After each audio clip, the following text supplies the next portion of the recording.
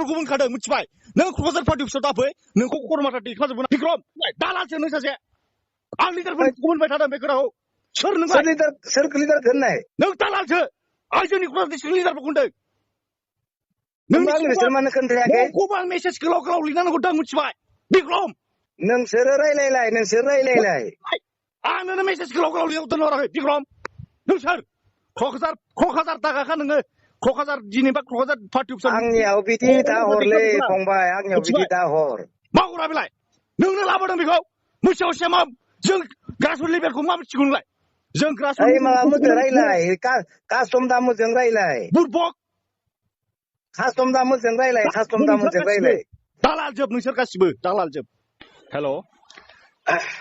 हेल' बिक्रम सार औ आं डेभिड हो क'क्राझार डिस्ट्रिक्टनि भाइस प्रेसिडेन्ट आं BSUनि औ आं नोंजों मोनसे खोथा रायलायनो हो माने खोनासंजोब आरो दे नो डाउट दुफाङा जयनिं जाबाय नोंसिनि थ्रुयै हो औ आं जास्ट लुगैदोंमोन इउनिभार्सिटि इलेक्सनाव जोंहा मोनसे दुखु मोनलायनाय जादों नालाय जों जेब्ला इउनिभार्सिटि इलेक्सनाव जों क'क्राझार डिस्ट्रिक्टनिफ्राय जोङो खालामदोंमोन स्टुडेन्ट इलेक्सनाव बे टाइमाव दुफाङा UPPLनिफ्राय फैसा लायै गारि गुन्दा फिसा जोंनि गारि थारि बुख्रुजोबदों हो जेबो नङा दा बे BPFआव फैबाय हो जों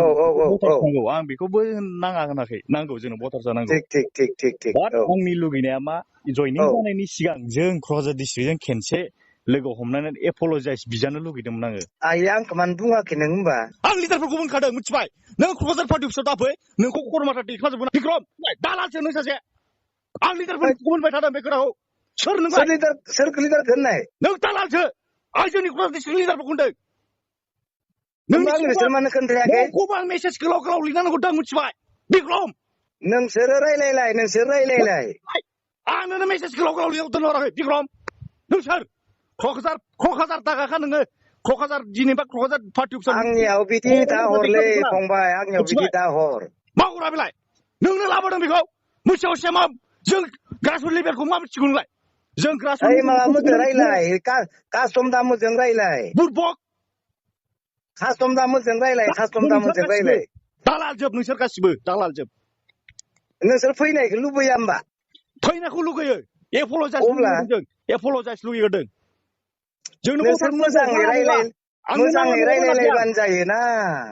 मा आं दिनै गोसो गाज्रिबा 200 जन लांनो हायो आं BJP UPPLआव मिथिबाय लांनो बिदि नङालै भाइ बिदि नङा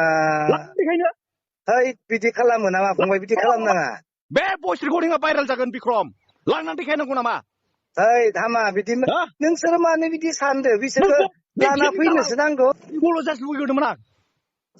मानोथो आंखौ बुङाखै सिगाङावलाय बुंबानो जायोमोन ना मोजां लिरनानै हरखादों मेसेजखौ फरायफिन बिक्रम आं बिदि मेसेजआ थायालै नोंसोर आंखौ लोगो हमना मोजां बुंबानो जायो मा जायो बेलाय आंखौ दाहाय लोगो हम दे टाउनाव दानो नों सोरखौ बुंनाय डिस्ट्रिक्टआव क'क्राझाराव देलाय बुंलाय बुंदों आदा सोगोमखौ बुंदों आङो होमबा बिसोरो मानोथो मोजां रायलायाखै सेन्ट्रेल BSUनि प्रेसिडेन्टखौ बुंदों आङो बे रेकर्डआ भाइरेल जागोन दाहाय आंखौ लोगो हमाबा दाहाय लोगो हमबा लोगो हम होनखाबाय आं फैबायलै फंबाय नों मा खालामो आं मिथिया लांजानो राजि दा BPFनिफ्राय UPPL नङाबा BJPआव नायमारनो दे नोंसोरो मोजां रायलायलाय आं लिडारफोरखौ बुंखादों मिथिबाय नों क'क्राझार पार्टी अफिसाव दाफै नोंखौ खरमाथा दैखांजोबगोन बिक्रम दालालसो नों सासे आं लिडारफोरखौ बुंबाय थादों बे खोथाखौ सोर लिडारखौ होननाय नों दालालसो आं जोंनि क'क्राझार डिस्ट्रिक्ट लिडारफोरखौ होनदों आंनो बिसोर मानो खोन्थायाखै नोंखौबो आं मेसेज गोलाव गोलाव लिरनांगौ दां मिथिबाय बिक्रम नोंसोरो रायलायलाय आंनो मेसेज गोलाव गोलाव लिरनांगौ दोनहराखै बिक्रम नों सोर क'क्राझार दागाखा नोङो क'क्राझार जेनेबा क'क्राझार पार्टी अफिसाव आंनियाव बिदि दा हरलै फंबाय आंनियाव बिदि दा हर मा हरा बेलाय नोंनो लाबोदों बेखौ मोनसेयाव सेमा जों ग्रासरुट लेभेलखौ मा मिथिगौ नोंलाय जों ग्रासरुट माबा मोजों रायलाय कास्टम दामोजों रायलाय बुरबक कास्टम दामोजों रायलाय दालाल जोब नोंसोर गासिबो दालाल जोब हेल' बिक्रम सार औ आं डेभिड क'क्राझार डिस्ट्रिक्टनि भाइस प्रेसिडेन्ट आं BSUनि औ आं नोंजों मोनसे खोथा रायलायनो हो माने खोनासंजोब आरो दे नो डाउट दुफाङा जयनिं जाबाय नोंसिनि थ्रुयै औ आं जास्ट लुगैदोंमोन इउनिभार्सिटि इलेक्सनाव जोंहा मोनसे दुखु मोनलायनाय जादों नालाय जों जेब्ला इउनिभार्सिटि इलेक्सनाव जों क'क्राझार डिस्ट्रिक्टनिफ्राय जोङो खालामदोंमोन स्टुडेन्ट इलेक्सनाव बे टाइमाव दुफाङा UPPL निफ्राय फैसा लायै लायै गारि गुन्दा फिसा फिसा जोंनि गारि थारि बुख्रुजोबदों हो जेबो नङा दा बे BPF आव फैबाय हो जों भटार्स नांगौ आं बेखौबो नाङा होनाखै नांगौ जोंनो भटार्स नांगौ बाट आंनि लुगैनाया मा जयनिं जानायनि सिगां जों क'क्राझार डिस्ट्रिक्टजों खेनसे लोगो हमनानै एपलजाइज बिजानो लुगैदोंमोन आङो आइया आंखौ मानो बुङाखै नों होमबा आं लिडारफोरखौ बुंखादों मिथिबाय नों क'क्राझार पार्टी अफिसाव दाफै नोंखौ करमाटा दैखांजोबगोन बिक्रम दालालसो नों सासे आं लिडारफोरखौ बुंबाय थादों बे खोथाखौ सोर नोंलाय सोरखौ लिडारखौ होननाय नों दालालसो आं जोंनि क'क्राझार डिस्ट्रिक्ट लिडारफोरखौ होनदों होमबा आं बिसोर मानो खोन्थायाखै नोंखौबो आं मेसेज गोलाव गोलाव लिरनानै हरदों मिथिबाय बिक्रम नोंसोरो रायलायलाय आं नोंनो मेसेज गोलाव गोलाव लिरहरदों हराखै बिक्रम नों सोर क'क्राझार दागाखा नोङो क'क्राझार जेनेबा क'क्राझार पार्टी अफिसाव आंनियाव बिदि दा हरलै फंबाय आंनियाव बिदि दा हर मा हरा बेलाय नोंनो लाबोदों बेखौ मोनसेयाव सेमा जों ग्रासरुट लेभेलखौ मा मिथिगौ नोंलाय जों ग्रासरुट माबा मोजां रायलाय कास्टम दामोजों रायलाय बुरबक कास्टम दामोजों रायलाय दालाल जोब नोंसोर गासिबो दालाल जोब नोंसोर फैनायखौ लुबैया होमबा फैनायखौ लुगैयो एपलजाइस लुगैदों जोंनो नोंसोर मोजाङै रायलायलायबानो जायोना मा आं दिनै गोसो गाज्रिबा 200 जन लांनो हायो आं BJP UPPL आव मिथिबाय लांनो बिदि नङालै भाइ बिदि नङा बिदि खालामो नामा फंबाय बिदि खालामनाङा बे भइस रेकर्डिंआ भाइरेल जागोन बिक्रम लांनानै देखायनांगौ नामा हामा बिदि नोंसोर मानो बिदि सानदो बिसोरखौ लाना फैनोसो नांगौ एपलजाइस लुगैदोंमोन आं मानोथो आंखौ बुङाखै सिगाङावलाय बुंबानो जायोमोन ना मोजां लिरनानै हरखादों मेसेजखौ फरायफिन बिक्रम आं बिदि मेसेजआ थायालै नोंसोर आंखौ लोगो हमना मोजां बुंबानो जायो मा जायो बेलाय आंखौ दाहाय लोगो हम दे टाउनाव दानो नोंसोरखौ बुंनाय डिस्ट्रिक्टआव क'क्राझाराव देलाय बुंलाय बुंदों आदा सोगोमखौ बुंदों आङो होमबा बिसोरो मानोथो मोजां रायलायाखै बिसोरनि प्रेसिडेन्टखौ बुंदों आङो बे रेकर्डआ भाइरेल जागोन दाहाय आंखौ लोगो हमाबा दाहाय लोगो हमबा लोगो हम होनखाबाय आं फैबायलै फंबाय नों मा खालामो आं मिथिया लांजानो राजि दा BPF निफ्राय UPPL नङाबा BJP आव नायमारनो दे नोंसोरो मोजां रायलायलाय आं लिडारफोरखौ बुंखादों मिथिबाय नों क'क्राझार पार्टी अफिसाव दाफै नोंखौ करमाटा दैखांजोबगोन बिक्रम दालालसो नों सासे आं लिडारफोरखौ बुंबाय थादों बे खोथाखौ सोर नोंलाय सोरखौ लिडारखौ होननाय नों दालालसो आं जोंनि क'क्राझार डिस्ट्रिक्ट लिडारफोरखौ होनदों बिसोर मानो खोन्थायाखै नोंखौबो आं मेसेज गोलाव गोलाव लिरनानै हरदों मिथिबाय बिक्रम नोंसोरो रायलायलाय आं नोंनो मेसेज गोलाव गोलाव लिरहरदों हराखै बिक्रम नों सोर क'क्राझार दागाखा नोङो क'क्राझार जेनेबा क'क्राझार पार्टी अफिसाव आंनियाव बिदि दा हरलै फंबाय आंनियाव बिदि दा हर मा हरा बेलाय नोंनो लाबोदों बेखौ मोनसेयाव सेमा जों ग्रासरुट लेभेलखौ मा मिथिगौ नोंलाय जों ग्रासरुट माबा मोजां रायलाय कास्टम दामोजों रायलाय बुरबक कास्टम दामोजों रायलाय दालाल जोब नोंसोर गासिबो दालाल जोब हेल' बिक्रम सार आं डेभिड क'क्राझार डिस्ट्रिक्टनि भाइस प्रेसिडेन्ट आं BSU नि आं नोंजों मोनसे खोथा रायलायनो माने खोनासंजोब आरो दे नो डाउट दुफाङा जयनिं जाबाय नोंसिनि थ्रुयै आं जास्ट लुगैदोंमोन इउनिभार्सिटि इलेक्सनाव जोंहा मोनसे दुखु मोनलायनाय जादों नालाय जों जेब्ला इउनिभार्सिटि इलेक्सनाव जों क'क्राझार डिस्ट्रिक्टनिफ्राय जोङो खालामदोंमोन स्टुडेन्ट इलेक्सनाव बे टाइमाव दुफाङा UPPL निफ्राय फैसा लायै लायै गारि गुन्दा फिसा फिसा जोंनि गारि थारि बुख्रुजोबदों जेबो नङा दा बे BPF आव फैबाय जों भटार्स नांगौ आं बेखौबो नाङा होनाखै नांगौ जोंनो भटार्स नांगौ बाट आंनि लुगैनाया मा जयनिं जानायनि सिगां जों क'क्राझार डिस्ट्रिक्टजों खेनसे लोगो हमनानै एपलजाइज बिजानो लुगैदोंमोन आङो आंखौ मानो बुङाखै नों होमबा आं लिडारफोरखौ बुंखादों मिथिबाय नों क'क्राझार पार्टी अफिसाव दाफै नोंखौ करमाटा दैखांजोबगोन बिक्रम दालालसो नों सासे आं लिडारफोरखौ बुंबाय थादों बे खोथाखौ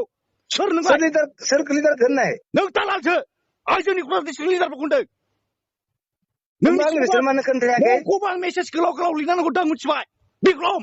नोंसोरो रायलायलाय आं नोंनो मेसेज गोलाव गोलाव लिरहरदों हराखै बिक्रम नों सोर क'क्राझार दागाखा नोङो क'क्राझार जेनेबा क'क्राझार पार्टी अफिसाव आंनियाव बिदि दा हरलै फंबाय आंनियाव बिदि दा हर मा हरा बेलाय नोंनो लाबोदों बेखौ मोनसेयाव सेमा जों ग्रासरुट लेभेलखौ मा मिथिगौ नोंलाय जों ग्रासरुट माबा मोजां रायलाय कास्टम दामोजों रायलाय बुरबक कास्टम दामोजों रायलाय दालाल जोब नोंसोर गासिबो दालाल जोब नोंसोर फैनायखौ लुबैया होमबा फैनायखौ लुगैयो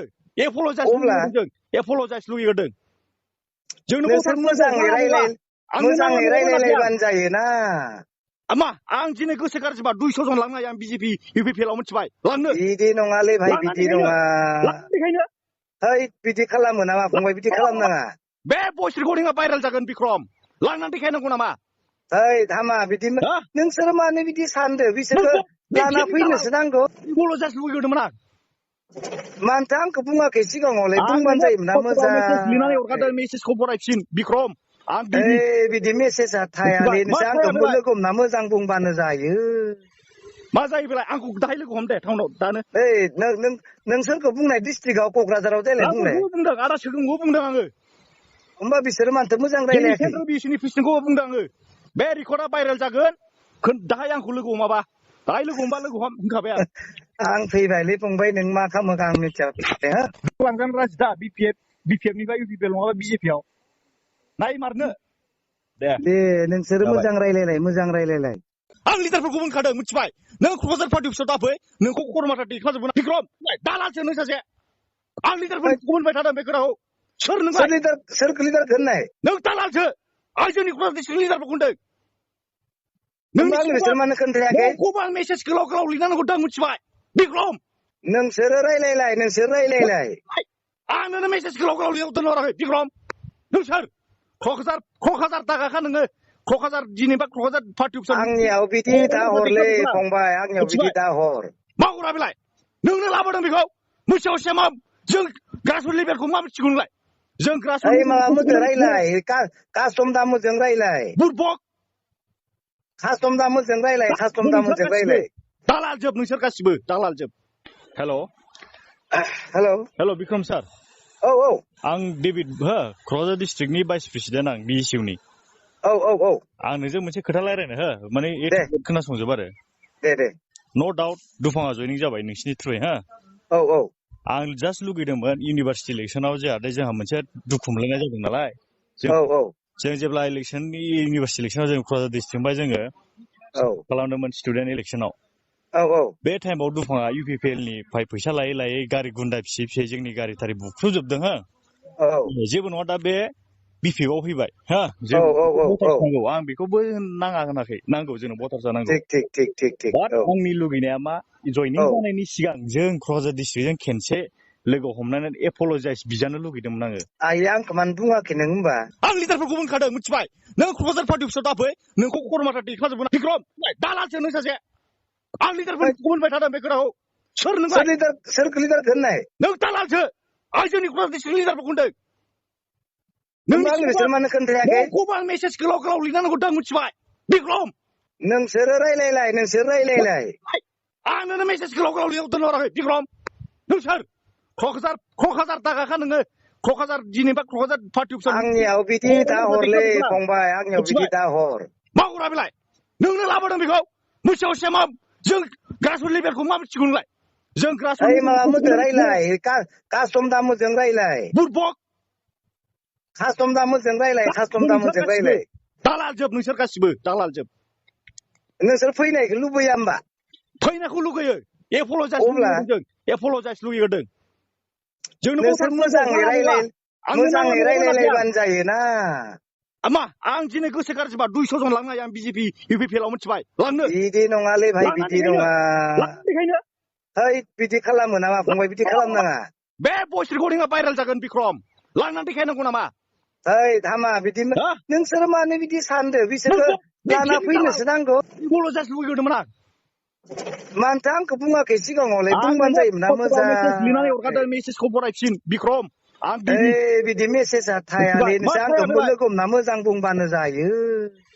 मा जायो बेलाय आंखौ दाहाय लोगो हम दे टाउनाव दानो नोंसोरखौ बुंनाय डिस्ट्रिक्टआव क'क्राझाराव देलाय बुंलाय बुंदों आदा सोगोमखौ बुंदों आङो होमबा बिसोरो मानोथो मोजां रायलायाखै सेन्ट्रेल बिएससिनि प्रेसिडेन्टखौ बुंदों आङो बे रेकर्डआ भाइरेल जागोन दाहाय आंखौ लोगो हमाबा दाहाय लोगो हमबा लोगो हम होनखाबाय आं फैबायलै फंबाय नों मा खालामो आं मिथिया लांजान राजि दा बिपिएफनिफ्राय इउपिपिएल नङाबा बिजेपिआव नायमारनो दे नोंसोरो मोजां रायलायलाय आं लिडारफोरखौ बुंखादों मिथिबाय नों क'क्राझार पार्टि अफिसाव दाफै नोंखौ खरमाथा दैखाजोबगोन बिक्रम दालालसो नों सासे आं लिडारफोरखौ बुंबाय थादों बे खोथाखौ सोर लिडारखौ होननाय नों दालालसो आं जोंनि क'क्राझार डिस्ट्रिक्ट लिडारफोरखौ होनदों होमबा आंनो बिसोर मानो खोन्थायाखै गबाल मेसेज गोलाव गोलाव लिरनांगौ दां मिथिबाय बिक्रम नोंसोरो रायलायलाय आंनो मेसेज गोलाव गोलाव लिरनांगौ दोनहराखै बिक्रम नोंसोर क'क्राझार दागाखा नोङो क'क्राझार जेनेबा क'क्राझार पार्टि अफिसाव आंनियाव बिदि दा हरलै फंबाय आंनियाव बिदि दा हर मा हरा बेलाय नोंनो लाबोदों बेखौ मोनसेयाव सेमा जों ग्रासरुट लेभेलखौ मा मिथिगौ नोंलाय जों ग्रासरुट ओइ माबा मोजां रायलाय कास्टम दामोजों रायलाय बुरबक कास्टम दामोजों रायलाय दालाल जोब नोंसोर गासिबो दालाल जोब हेल' हेल' बिक्रम सार औ